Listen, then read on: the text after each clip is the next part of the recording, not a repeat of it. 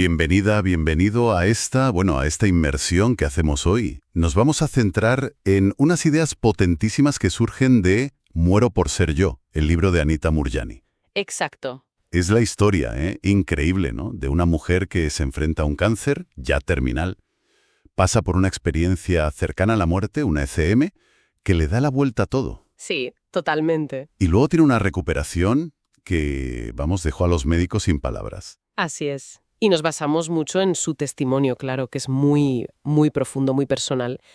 Pero también ayuda a entender el contexto, gente como Wayne Dyer, que le escribió el prólogo, Ajá. y sobre todo el doctor Peter Koh. Él es oncólogo y se metió a fondo a revisar el historial médico de Anita, buscando una explicación, digamos, normal, y no la encontró.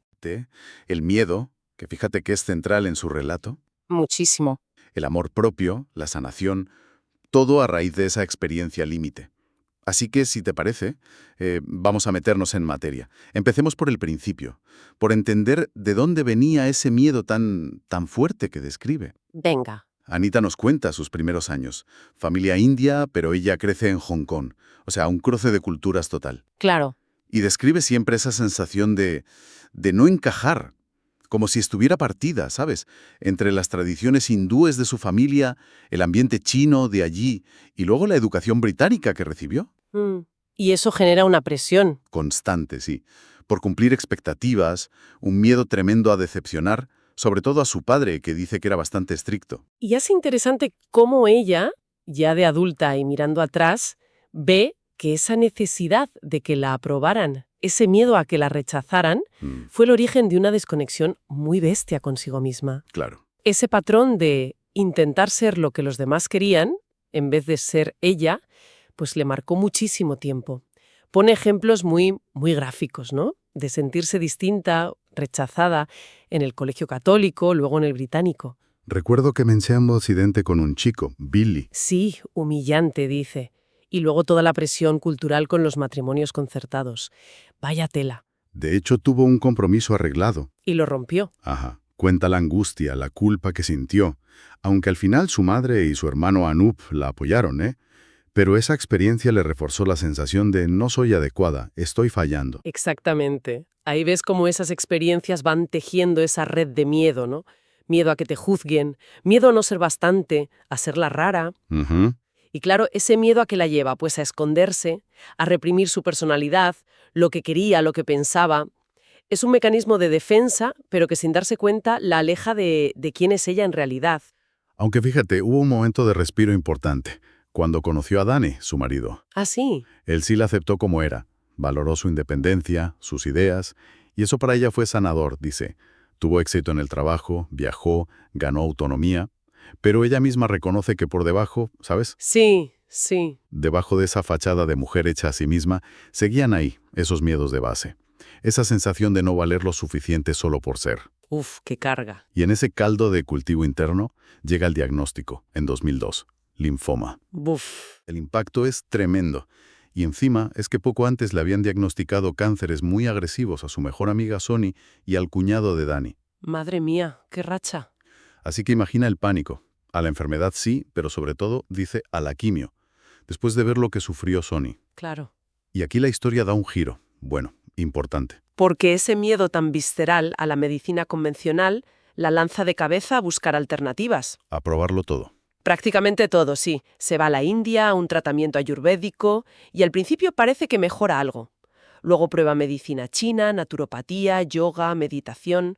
Vamos, una inmersión total. Pero lo que podía haber sido un camino para conocerse mejor, acaba siendo Un lío tremendo. una fuente de estrés y de confusión brutal. Porque cada terapeuta, cada disciplina, le decía una cosa distinta, a veces totalmente opuesta. Sobre todo con la comida, ¿verdad? Sí. Que si vegetariana estricta, que si no, que necesitas carne, que si el azúcar y los lácteos ni tocarlos, que si otros te dicen que son clave.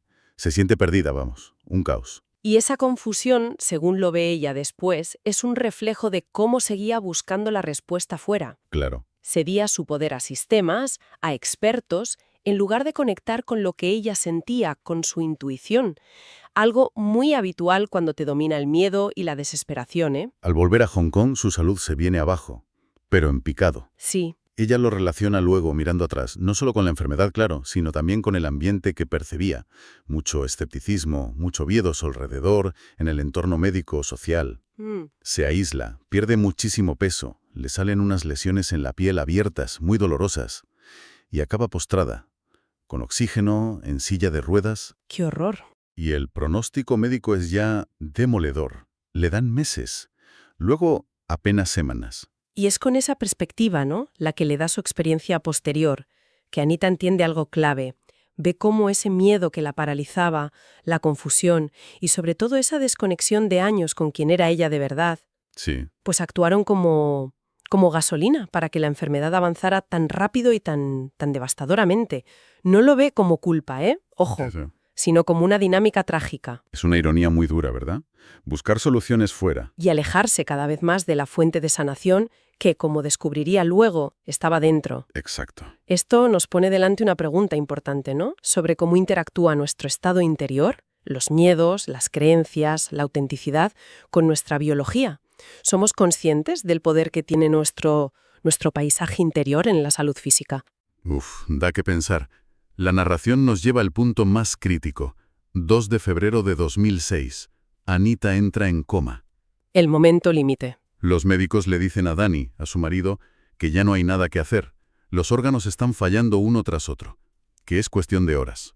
Pero lo que Anita cuenta que vive en ese coma es radicalmente diferente a la nada o al sufrimiento que cabría esperar. ¿Qué describe? Pues mira, habla de una liberación instantánea, total, del dolor físico, que era terrible, y del miedo acumulado durante años. Desaparecido. Vaya. Una sensación de ligereza que no puede ni describir, como si flotara, libre. Y lo más increíble, una conciencia expandida, mucho más allá del cuerpo, de los sentidos. ¿Expandida cómo? ¿A qué se refiere? Cuenta que era consciente de todo lo que pasaba a su alrededor. No solo en la habitación, también fuera. Podía oír lo que hablaban los médicos en el pasillo, podía sentir la angustia y el amor de su familia allí presente, Increíble. y hasta percibía a su hermano Anup en el avión, volando desde la India para despedirse. Algo que, objetivamente, era imposible que supiera. Una percepción como panorámica, y todo a la vez. Es alucinante. ¿Y qué más sintió o vio en ese estado? Describe varios elementos que son muy típicos de las ECM, de las experiencias cercanas a la muerte. Lo primero, una sensación brutal de estar envuelta en amor. Un amor incondicional, puro, absoluto. Dice que era como llegar a casa. Qué bonito. Un lugar donde perteneces totalmente. Segundo, una percepción directa de que todo está conectado. Que ella era parte inseparable de un todo mucho más grande. Usa una metáfora muy chula, un tapiz cósmico gigante, donde cada hilo, cada ser, es esencial y perfecto tal como es. También habla de encuentros, ¿no es así? Sí, se encuentra con su padre, que había fallecido, y con su amiga Sony, la que murió de cáncer, pero fíjate, no hay juicio, ni reproches, ni tristeza, solo amor, comprensión, una conexión profundísima. Y en ese estado le llega una comprensión clave, la de su propia magnificencia. Se da cuenta de que su valor no dependía de su cuerpo, ni de su cultura, ni de lo que había conseguido o creído. Era valiosa y amada sin condiciones, simplemente por ser parte de esa conciencia universal. Y quizá lo que más le cambió fue entender la causa de su enfermedad desde ahí. Exacto. Comprendió que el cáncer no era un castigo, ni mala suerte. Era la manifestación física de su propia energía vital, pero bloqueada, vuelta contra sí misma. ¿Por qué? Por todas esas capas de miedo acumulado durante años, por negar quién era, para intentar encajar, para que la aceptaran. También dice que percibió que el tiempo, como lo vivimos aquí, lineal, allí no existía. Todo parecía pasar a la vez. Comentas que estos elementos se repiten en otras historias de SM. ¿Qué tiene de especial la de Anita? Pues mira, aunque lo del amor incondicional, la unidad, la revisión de la vida sin juicios, la percepción no lineal del tiempo, son temas comunes en muchas ECM estudiadas, lo que es realmente crucial en el caso de Anita es la claridad con la que ella conecta su estado interno de miedo y desconexión con la enfermedad física. Ajá. Y sobre todo, la consecuencia de entender eso. la elección de volver. La elección. ¿Cómo? En ese estado de claridad total, entendió que podía elegir seguir hacia la luz, digamos, o regresar a su cuerpo. Y la decisión de volver vino con una certeza absoluta. Si volvía, con esa nueva conciencia, ya sin miedo, sabiendo quién era y por qué había enfermado, su cuerpo se curaría. Y rápido. Vaya. El mensaje era potentísimo. Ahora que sabes quién eres, vuelve y vive tu vida sin miedo. ¡Bum! Y lo que pasa después es que desafía toda lógica médica. Se despierta del coma unas 30 horas después. Sí. Y lo primero que hace es reconocer al Dr. Chan, el médico que estuvo de guardia esa noche. Y todos se quedan de piedra, porque se suponía que estaba inconsciente. Claro. Y empieza a contar conversaciones, detalles de lo que había pasado mientras estaba en coma profundo. Pero lo más bestia es la recuperación física. Es rapidísima. Casi, milagrosa si lo miras desde la medicina. ¿En qué sentido? Por los tumores y el fallo de los órganos, baja a ojos vista. Los tumores del linfoma, que tenía algunos como limones por todo el cuerpo, se reducen un 70% en 4 días.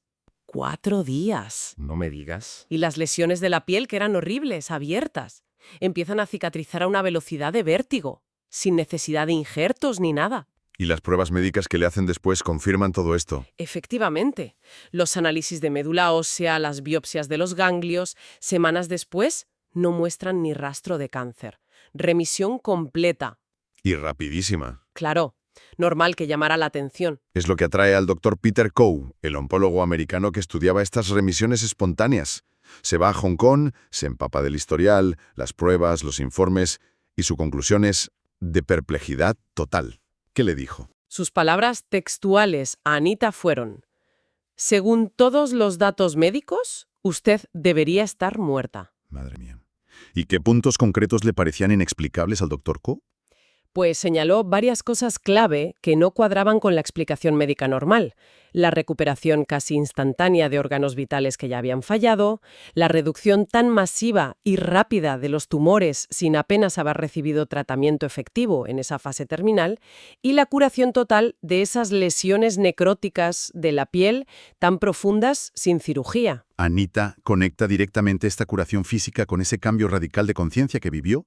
¿Cómo lo explica ella? Usa una analogía, ¿no? Sí, una muy potente. La de estar en una bodega enorme, totalmente a oscuras, intentando ver qué hay con una linterna pequeña. Vas viendo trozos, sombras, intuyes cosas, pero nunca ves el conjunto. Claro. El ACM, dice, fue como si de repente alguien encendiera todas las luces de la bodega. ¡Zas! De golpe. Lo ves todo. El tamaño real, los colores, cómo se conecta todo, la totalidad, a la vez, y con una claridad absoluta. Fue pasar de esa visión limitada y fragmentada de la realidad a una conciencia expandida donde todo encajaba. ¿Y al desaparecer el miedo? Al desaparecer el miedo fundamental, la razón de ser del cáncer, tal como ella lo entendió, pues desapareció también la enfermedad. Después de todo esto, su vida cambia por completo, lógicamente. Pero no es todo fácil, ¿verdad? No, no del todo. Por un lado, describe una forma de ver el mundo totalmente nueva. Empieza a ver belleza en lo más simple, siente una conexión muy profunda con la naturaleza, con la gente, una sensación de que lo divino está en todo, en lo cotidiano. ¡Qué pasada! Pero por otro lado, le cuesta muchísimo conectar con las preocupaciones normales del mundo. Las noticias, la política, las ambiciones, el dinero. Ya. Incluso le cuesta relacionarse con amigos de antes, si la conversación gira mucho sobre esos temas. Se siente, como dice ella, despierta en un mundo que a menudo le parece dormido o demasiado serio. Pero de ahí también sale un propósito muy fuerte, ¿no? Sí, una certeza interna de que lo que vivió no era solo para ella, que tenía que compartirlo. Pero fíjate, sin la ansiedad de «tengo que hacerlo ya», sino confiando en que pasaría de forma natural. ¿Y pasó? Y curiosamente, la forma en que se publicó el libro, que involucró casi por casualidad, por sincronicidades a Wendayer y a la editorial Hay House, pues le confirmó esa idea de permitir que las cosas sucedan, en lugar de forzarlas desde el esfuerzo o el miedo. un ejemplo de lo que llama el acto de permitir. Entonces, después de este viaje tan alucinante, ¿cuál es el mensaje clave? Las ideas principales que Anita Moorjani quiere transmitir. Pues podríamos resumir varias ideas que repite mucho. La primera, y quizá la más importante, el miedo es la raíz El gran villano. de gran parte del sufrimiento y, en su caso, incluso de la enfermedad. El miedo a no ser suficiente, al que dirán, al fracaso, a la enfermedad, a la muerte. Ese miedo que nos desconecta de quiénes somos. Y la solución, la contrapartida a ese miedo sería... Exacto. El amor propio y la autenticidad. Para ella, la clave de la sanación, del bienestar de verdad, es quererse a uno mismo, sin condiciones, tal como somos, y atreverse a ser fiel a esa verdad interna. Dejar de vivir para gustar a los demás si eso te anula a ti. Habla mucho de magnificencia también. Sí, es otro pilar. Reconocer nuestra magnificencia inherente. La idea de que somos seres valiosos, poderosos, perfectos. Simplemente por existir, por ser parte de esa conciencia universal, de la fuente. No hay que hacer nada para ganarse ese valor o ese amor. Ya lo somos. Y ligado a esto, la idea de que la vida es para disfrutarla. No tiene por qué ser una lucha constante. La alegría, la risa, el juego son parte esencial de nuestra naturaleza, dice. También insiste mucho en la confianza interna. Muchísimo. La importancia de buscar las respuestas y la guía dentro de nosotros. En la intuición, en el corazón, en lugar de entregar nuestro poder a dogmas de fuera, sean religiosos, sociales, médicos o de cualquier gurú, confiar en nuestra propia conexión con la fuente. Ya. Y una idea muy liberadora. El cielo, el nirvana, no es un sitio al que ir después de morir. Es un estado de conciencia que podemos vivir aquí y ahora, en esta vida física. La experiencia en la tierra es valiosa. Es una oportunidad para expresar esa magnificencia. ¿Y qué pasa con el juicio? El pecado, el error. En su experiencia, nada de eso. Solo sintió amor y comprensión incondicionales. Entendió que hasta los actos que vemos como malos o dañinos vienen en el fondo del miedo, de la ignorancia, de la desconexión de esa fuente de amor. No hay un juicio final como nos lo pintan. Qué alivio, ¿no? Y esto lleva a otra idea clave sobre la sanación como permisión. No es tanto luchar contra la enfermedad o los problemas, sino soltar el miedo, las creencias que nos limitan, las resistencias. Y permitir que nuestra energía vital natural, que es sanadora, fluya libremente. Es más un estado de ser que un constante hacer. Y todo esto nos lleva a la idea final de unidad, ¿no? Precisamente. La comprensión profunda de que somos uno. Todo está interconectado. Lo que nos hacemos a nosotros, se lo hacemos al todo. Por eso, quererse y respetarse a uno mismo no es egoísmo, es un acto de amor hacia el universo entero. Es potente. El mensaje de fondo, creo, es que su sanación increíble no vino de un cambio mental forzado, de repetirse frases positivas sin sentirlas, sino que fue la consecuencia natural de un cambio radical a un estado de ser, a una conciencia pura, donde los miedos y las ideas limitadas simplemente se disolvieron. Se deshicieron. Y al disolverse, permitieron que su verdadera esencia, que es amor, salud, magnificencia, se manifestara, espontáneamente, en su cuerpo físico. Es una perspectiva que te obliga a darle vueltas, ¿eh? A cómo vivimos. Sin duda. La experiencia de Anita Moorjani, tal como la cuenta, nos interpela. Nos invita a cuestionar la relación que tenemos entre nuestro mundo interior, los miedos, cuánto nos queremos y aceptamos de verdad, cuánto nos atrevemos a ser auténticos y la realidad que manifestamos fuera, incluida la salud. Sí. Nos deja ahí flotando una pregunta fuerte. ¿Qué pasaría en nuestra vida si en lugar de poner tanta energía en luchar contra lo que no queremos, siempre desde el miedo, nos atreviéramos a cultivar un estado de ser basado en la confianza, en el amor propio, en simplemente permitir que esa magnificencia que ella describe salga a la luz? ¿Qué podría cambiar si simplemente nos permitiéramos ser? Una pregunta que resuena, vaya que sí. Una exploración fascinante la de hoy, llena de ideas para mirar hacia adentro. Gracias por acompañarnos en esta conversación.